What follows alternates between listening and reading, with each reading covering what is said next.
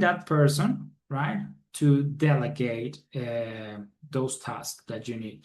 And of course, if you have like SOPs, that's very like helpful. But if you do not, then start working with that person and start creating and delegating the right way. Welcome to Entrepreneurs Are Leaders podcast with Harry Sardinas. Interviews with world's most influential entrepreneurs that share tips about how to grow your business exponentially. Charismatic speaking, leadership, branding, marketing strategies designed to help you monetize your knowledge, find true happiness, and manifest your goals and dreams. 5 steps to save more time and being more productive in your business. Today we have Nick, which is one of the co-founders from Delegate, broadcasting from Colombia, which is a very good place to be because weather is amazing and food is amazing. And they help business owners to save time, lower hiring costs, and grow with the reliable remote talent. So, Nick, tell us one of the 5 steps you recommend entrepreneurs to save time, hiring costs, have more reliable talent, and bringing talent to the organization and be more productive. One of the 5 steps. All right. Well, thank you for having me here. And well, let's get down to business, right? So 5 steps. I would say number 1 step would be to audit your time. You have to check your week and try to take notes of everything that you do.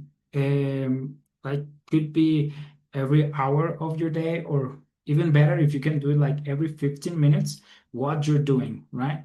And if you do that for a week, you're gonna know exactly where's your time going, right? And why do you have to audit your time in step 1? Is because you need to know what are the tasks that you are doing that are low leverage tasks, right? So step number 2 would be to value your time. See, maybe if your time is worth, I don't know, let's say $100, $200 per hour, right? Then you are making doing some task like $15 per hour task, then it's not worthy, right? And if you did the first step, you audit your time and you realize, hey, I've been wasting like 10, 20 hours every week on low leverage tasks that I could easily delegate to someone else and, invest my time in something else, then you gotta do that, right? So second step is value your time, know how much your time is worth and see how much of your time from the audit is being spent on low leverage tasks. You will realize that you probably are spending over, I don't know, 2,000, 4,000 or more every week, right, in low leverage tasks. So after that, you have a list of the things that you know that you can delegate, right? But you have to define who to delegate it, right? So you have to create a profile of the person that you're looking for, right? That is going to help you with those tasks. And based on the list that you did in step 1, you can start realize, hey, maybe you need someone to, I don't know, do your inbox, organize your calendar, or maybe edit your content, publish content, many things. For every business owner is kind of different, right? So after that, you can define what exactly is it that you need for your business and for yourself to gain time back, right? And then step number 4 would be, well, find that person, right, to delegate those tasks that you need. And of course, if you have like SOPs, that's very like helpful. But if you do not, then start working with that person and start creating and delegating the right way. I would say that would be step number 4. Delegate the right way. There is a book that we recommend a lot. It's from Dan Martell. The name of the book is Buy Back Your Time. It's really good because it gives you like this step-by-step guide of how you have to delegate, right?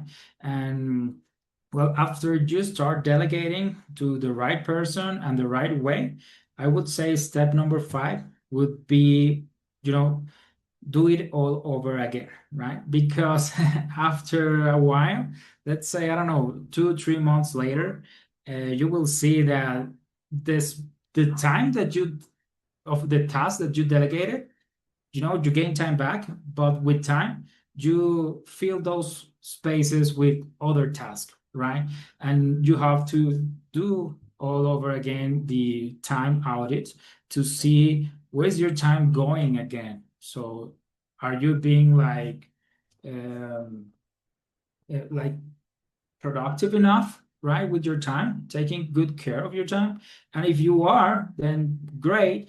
But most of the time, what happens is that you fill your space with low leverage tasks again, or things that someone else could be doing, and that also they could be doing even better than you, right? So if you do that time audit again, then you will find more tasks to delegate and you do all the process again. Value your time. Probably your time is worth a lot more now. And you do the profile definition, right? And then you look for that other person that could be even the same person that was working with you at the beginning, but you can delegate more tasks, or maybe you need to find someone more specific, right? And that happens like when you start a business, it's the most common thing, but also when you need to scale a business and you probably already have over, I don't know, 20, 50 employees, right? But you already know what to delegate, already what profiles do you need to work on your company. So the process there is a little bit simple, but it's kind of the same way, like the same process. You still need to define that profile, hire the right way, create SOPs. So yeah, I would say that those are the 5 steps, and it's like a cycle. So the hiring the right talent, bringing the right talent to the organization, is key in order for business to grow. So let's say, for example, if you want to hire someone to make sales calls, okay? Um, how the process work, how what would be the rates, or or or how this team member has to be trained, or we're gonna have experience this. So how is the process to bring the that to organization? Yeah. Like the way we do it, because well, we help business owners hire the right way. We help them save time and money. So the way we do it is like, uh, first of all, we need to have a meeting with the business owner, and from that meeting we can get to know the business owner and what is it that they need, right? And then after that, they can tell us, we can tell they need someone for sales, or they need someone for marketing, or they need someone just for assistant, right? Um, it could be even a personal assistant, but it depends on that meeting, what the business owner can tell us of what he needs or she needs, right? So after that, if the person wants to work with us, what we do is like we go and look for this person, right? So that's us saving time from the business owner, like looking for that person, doing interviews and stuff, we do that part. And then when we find the best 2 candidates for the business owners, we get this business owner with these 2 candidates on a private interview, so they can meet and the business owner can make like the final decision on who he wants to work with, right?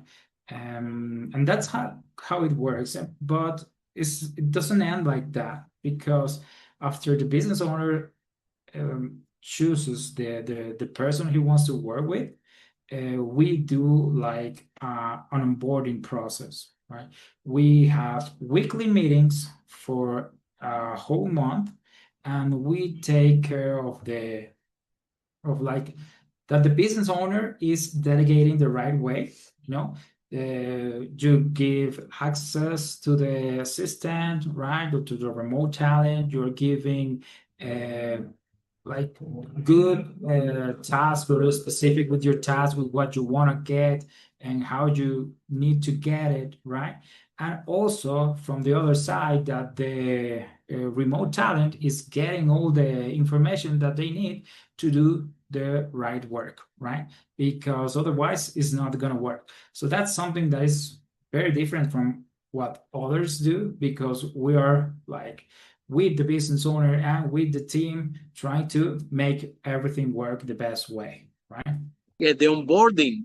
The Yeah. onboarding is the most important part of this, because even if you find the right person, the thing can fall apart. We we have a lot of team members that work with us remotely for years. uh, Actually, all the team members that work in this podcast, they are all remotely. Okay, so we've been doing this from for years, and we know that there is a challenge. Number one, we need to start for the entrepreneur. Okay, because one thing is to have an employee in your office. The other thing is to have a remote employee. Yes. It's not the same. It's not It's the same. you need to learn how to give task to that person. You need to learn how to give instruction to that person. And it's not in the same way that you are in the office. Because in the office, if somebody's going wrong, you go, oh no, this is fine, this is like this. Okay.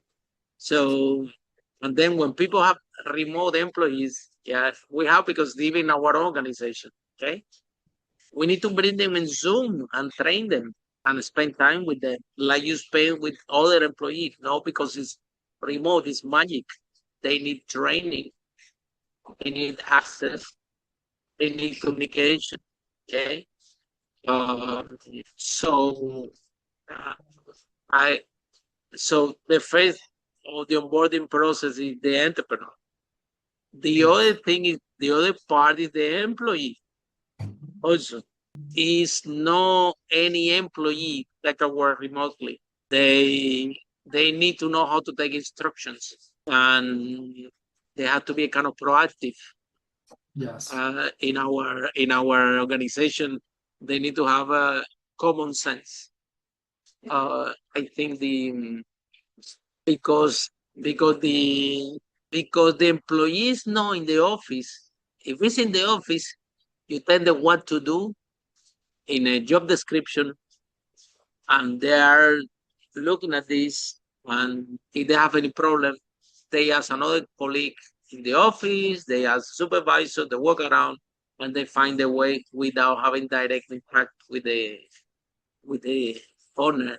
When it comes that in remote is different. Sometimes they're working on the team, but sometimes they're working individually. So they have to be able to take instructions. So one thing that we do when we hire our C remotely is like we never even bring them on board. Okay, we give them like a month trial, same thing. We be like an onboarding, and what we're doing this month, we don't even giving them task.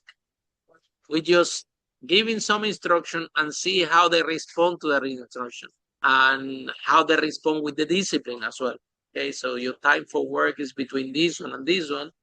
So first month, we want to know if they're gonna show on time, if they're gonna be consistent, if they're gonna be responsive and take instructions, they're gonna be proactive. So we analyze all this.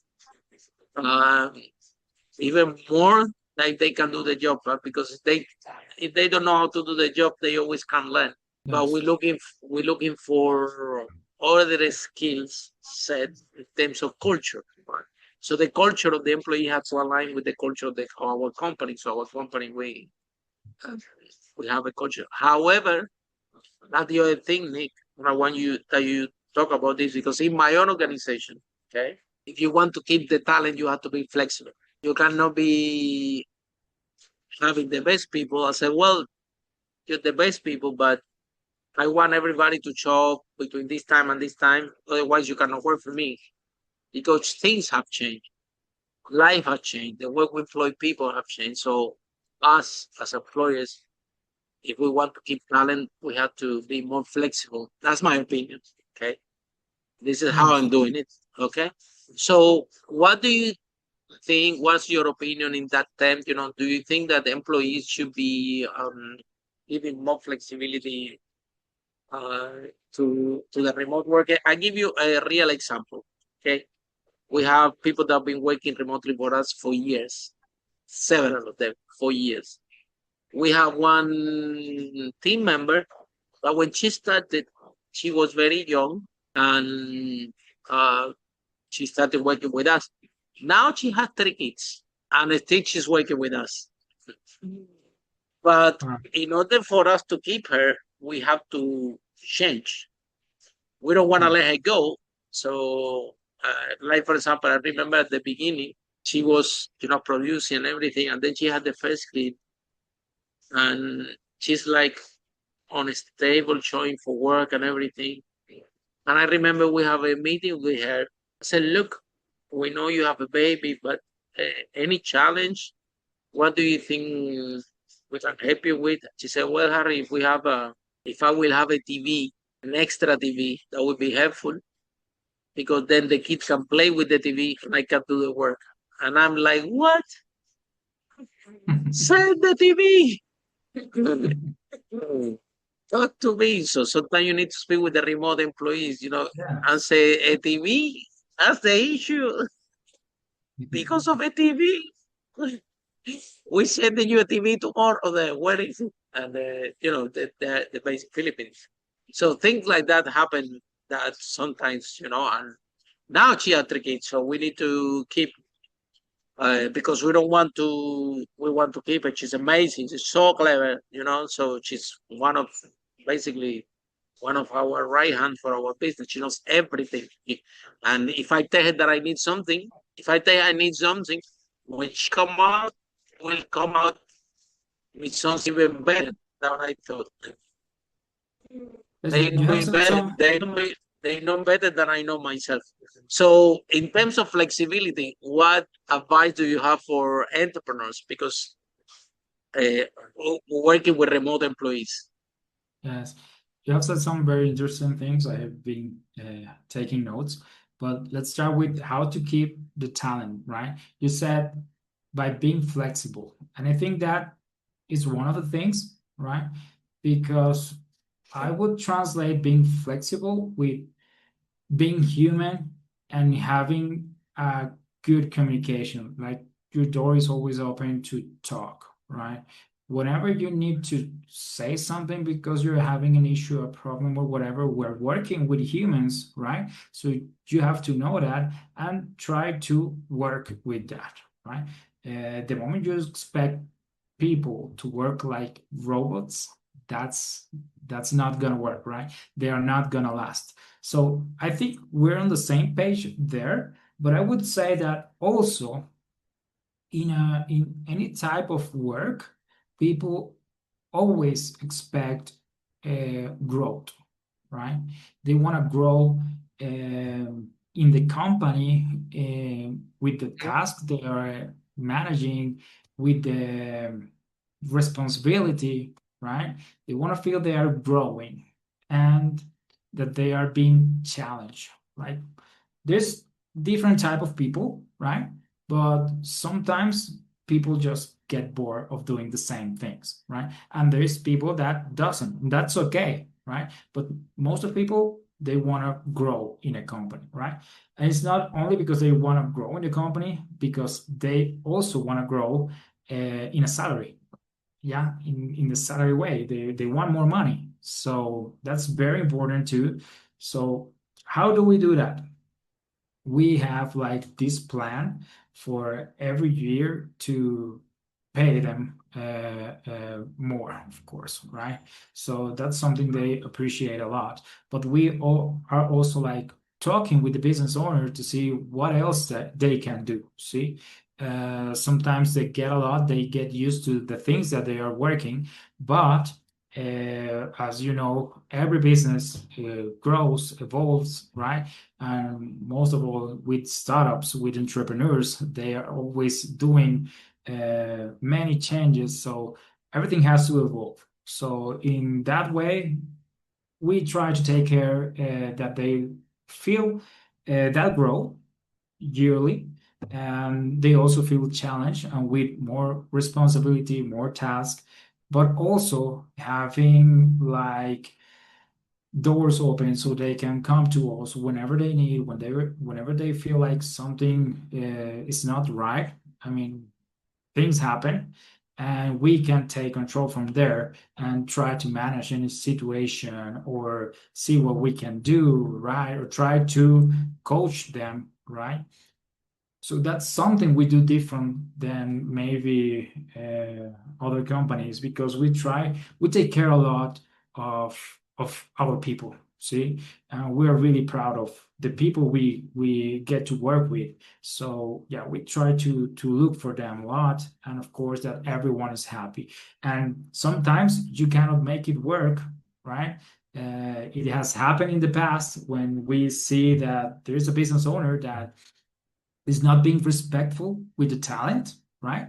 So we have to fire the client. I mean, we're working with people, so we're humans. We are a human company. We try to take care of the people, and if someone doesn't know how to take care of the people, well, it doesn't work, right?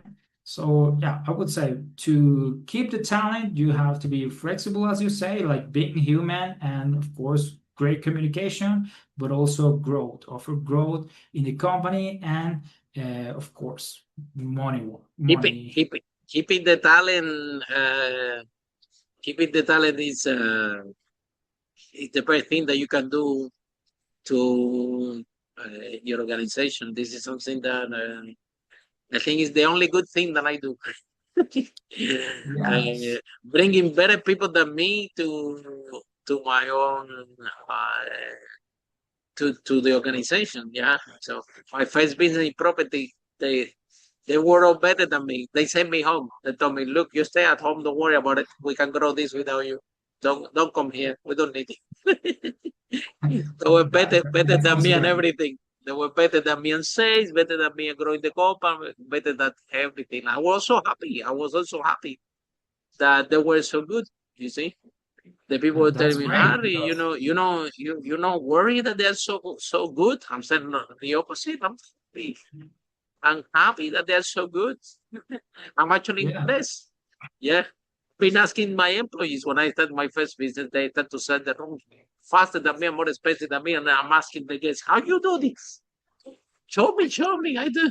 yeah. It's hard for me. And how you do it so then yeah, it's a tough founder. First you have to increase your sales.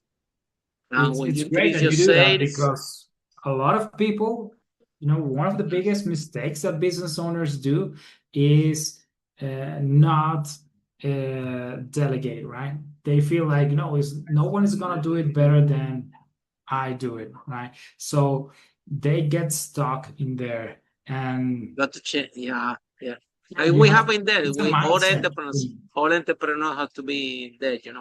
Uh, the at the beginning, you're wearing all the hats because you don't have money to pay anybody else, so you're doing everything, okay? And you're taking all the decisions. But the issue with this is you can grow to a certain level. Yes. You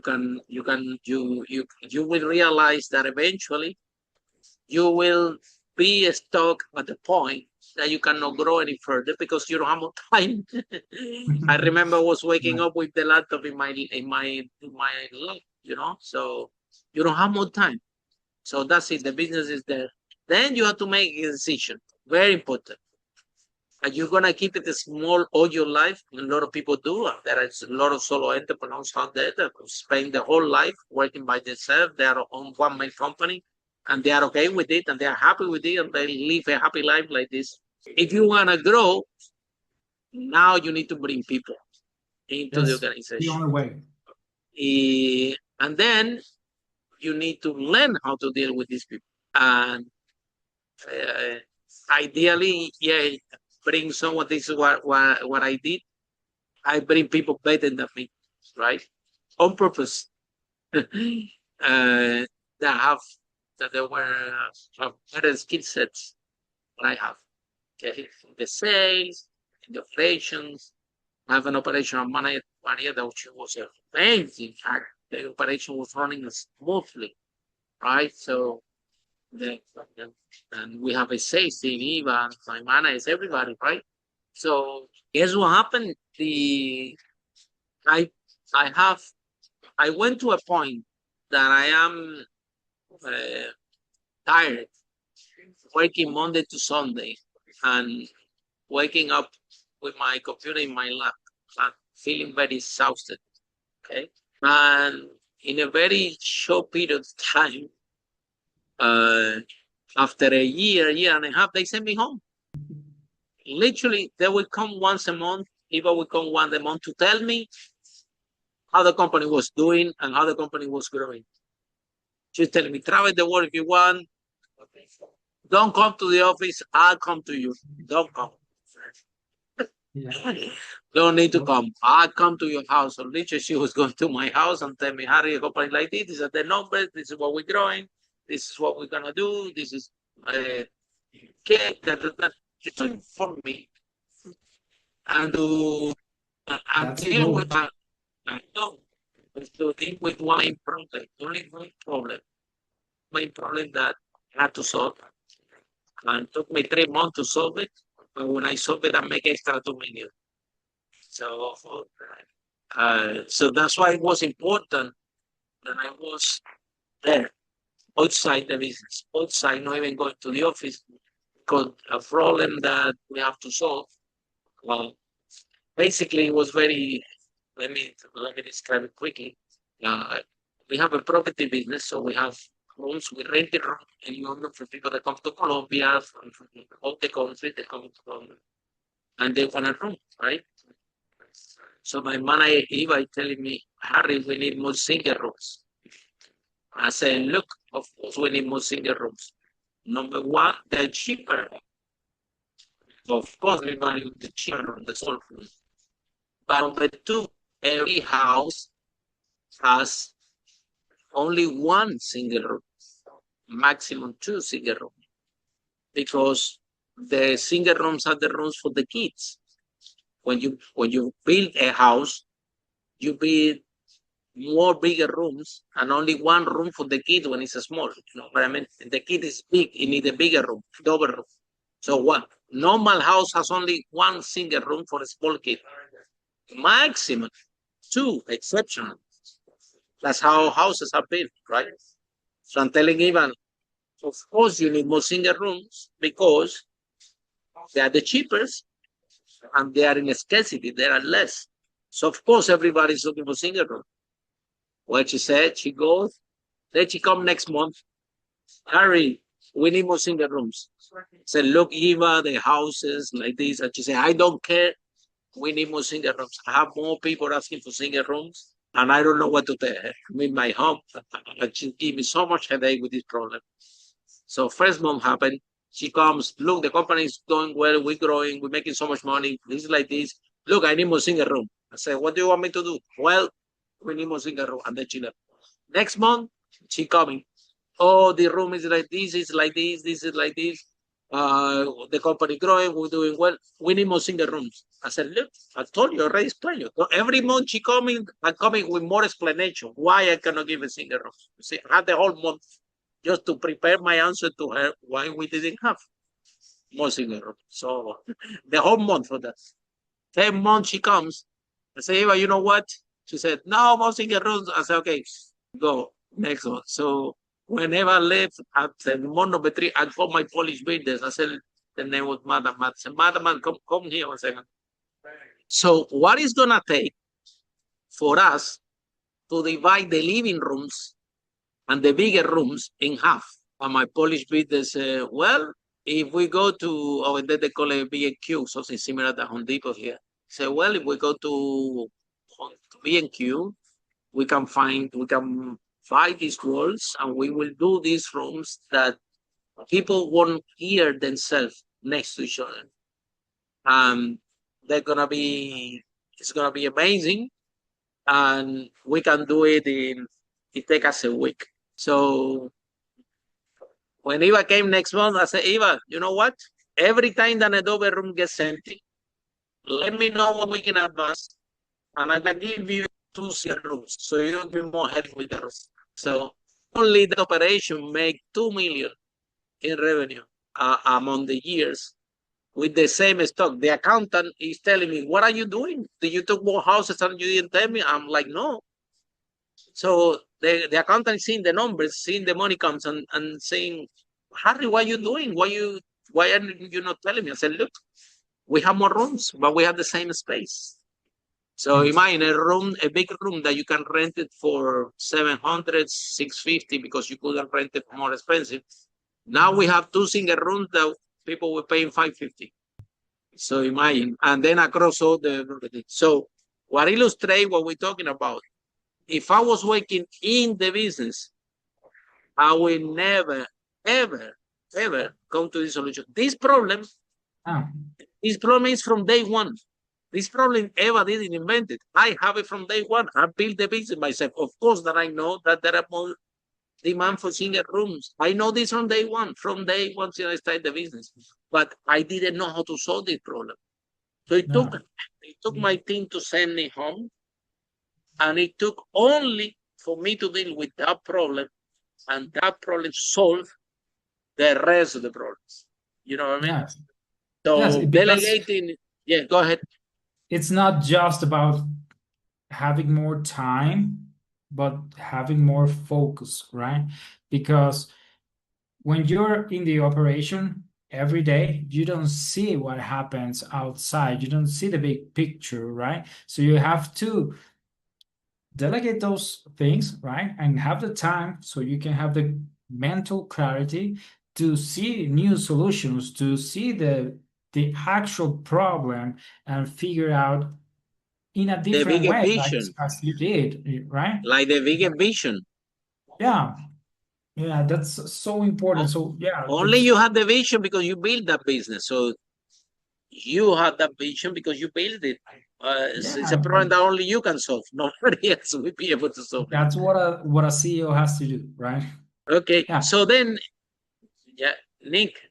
Now, if somebody's in love with this conversation that we're having, how people can find you, how this process works. I think that you're doing something amazing. You're doing a lot of good for entrepreneurs. I think that we need to keep the conversation going, because you see people, the problem with this is when people don't bring people to the organization, you see they end up working Monday to Sunday because they don't bring their right people, right? Because or don't bring the right people. Even worse, have bad experiences, right? A lot of people have bad experiences. I had that one also. I've been in the whole. So even in that business, because we have to say that this is a process. I start to bring people better than me. Okay. Now there were people better than me, all of them in the task, in the sales and everything. But there's a second part, which is integrity and the culture of values, right? And in that process of hiring, I make a lot of mistakes, make few mistakes, and I hired wrong person one, and they took money from me big time, big time, just to have the wrong person. Imagine I went on holiday, and they put a room cheap in internet, and because it was cheap in London, now everybody went there, and he collected 1 month rent, 1 month deposit for everybody, 9 people, and then he left. I come back from holiday, and all this money is gone, and I am responsible for. I need to give back this money to these 9 people, my company. No, not only that, I had to provide the room at the cheaper price that was agreed. And tell them, I'm sorry, this room is not available. I need to give you another one. Because that employee did this. They signed contract with everybody at cheaper price, collect all the money, and disappear. Now I'm left with 9 contracts that I'm responsible for. So it's not about the money he took. It was the money that he took You can do the math. A room in London is 500, 560. So imagine 1 month rent, 1 month deposit, 9 people. And then you need to bring 9 rooms at the lower price. And also the client is not happy because you didn't give the room that they came to see. No. And you need to deal with that. So the wrong people, Everyone, man, this is I learned this one in the hard way. Cost me a lot of money, a yeah, lot. Yeah, everyone wants to be a business owner, but they don't see the responsibility that takes to be a business owner, right? Because you're responsible of the whole company and you have to be responsible of your whole team and not what happens with the persons in your team in your company, but also with your clients, right? So it's very important also to have insurance and stuff so you can take care of every little detail. And even when you try to do your best and make the best out of it, sometimes things happen and it you cannot happens. control it, and it's the way it is, right? And you have to live with The that. only And thing that you can control, the only thing that you can control is to hire carefully. You need specialized people to hire the yeah, people. you said Something something you very have to important, hire like carefully, you know? you want to hire proactive people, right? But I have like a tip here, because it's not like 100% guarantee. But if you want to hire someone that is proactive, one of the keys that have discovered somehow is like those people that are proactive are those people who in an interview are the ones that make a lot of questions, right? If they make a lot of questions, they usually are proactive and they do want to know more and they want to do more, and they are always asking you to do things and, hey, I'm free, what else is there to do, right? That's the type of people we want to work with. And something that we love about our culture is that we have a lot of that people. They're always like they're not embarrassed or ashamed of asking, right? Because there's a lot of people that they don't want to ask. If they didn't understand something, they don't want to ask. Right? They prefer to wait until something happens. Maybe they can discover. Maybe there's some other way. But if someone asks, Mm, then oh, yeah, this one is the yeah, one well, that it's a cultural thing also. You thinks. have to find out, you, like, for example, our team that work for Philippines, right? And Mm. like this, like we say, we had a conversation and we find out that it was just a TV. Oh, That we have was it. worked with a Me, I lot of won't say people in the just a TV Philippines, and because they are great. she was shy. Now she talked to us and tell us. But at the beginning, she was maybe shy or being part to us that she will need that, to help. Oh, Ah, and you said you said we just didn't know. uh, you were talking about people in the Philippines, and people in the Philippines are great, but I don't know how they do They're brilliant. to work They are with amazing. business owners in the US when for the time difference, like I don't know what time in the day do they sleep, right? So that's one of Mm, our advantages. Like we have people in the same time zone, right? So you can get mm. someone who is Oh, sleeping when you that's are sleeping, important. right? So Mhm. and they're working when you are working, and they're awake when you're awake, and that's something Yeah, good. important. At the end of Yeah, the point, they're yes. humans and they have to sleep. Yeah, yeah, yeah. No, we're flexing. We're flexing with them. At this point, they don't need supervision. So clever, I took been working with us for years, so they understand very good, and they Yes, of course. don't Like need supervision. if But they know what however, tasks to do, that's perfect. it's a big benefit also to be in the same time zone. This I Yeah, agree. Okay, totally, it's totally. Yeah, okay. and also So Nick, that go uh, ahead, go ahead. that they have to know English. Of course, if you want Mhm. to work with someone, they have to know English. But another advantage is that they know Spanish, right? So if you know two languages that are the most important languages, for example, for a business owner in the US, well, that's a huge thing, right? Plus, okay. Yeah, No, So no, then, no, they Nick, have if it. someone is in love with this conversation, how people can find you, how this process works? Right. I'm sorry, you did ask that before.